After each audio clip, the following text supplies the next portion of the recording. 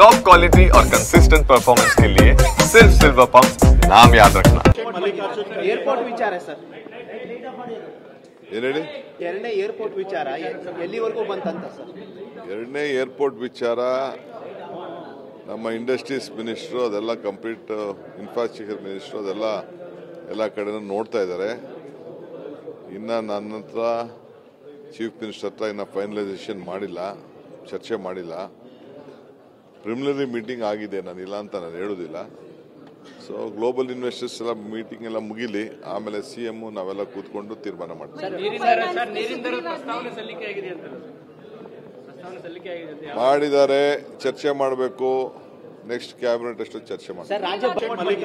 Airport ವಿಚಾರ sir, ಏನು ಹೇಳಿ? ಎರಡನೇ ಏರ್ಪೋರ್ಟ್ ವಿಚಾರ ಎಲ್ಲಿವರೆಗೂ ಬಂತಂತ ಸರ್? ಎರಡನೇ ಏರ್ಪೋರ್ಟ್ ವಿಚಾರ ನಮ್ಮ ಇಂಡಸ್ಟ್ರೀಸ್ ಮಿನಿಸ್ಟ್ರು ಅದೆಲ್ಲ ಕಂಪ್ಲೀಟ್ ಇನ್ಫ್ರಾಸ್ಟ್ರಕ್ಚರ್ ಮಿನಿಸ್ಟ್ರು ಅದೆಲ್ಲ ಕಡೆನೂ ನೋಡ್ತಾ ಇದ್ದಾರೆ.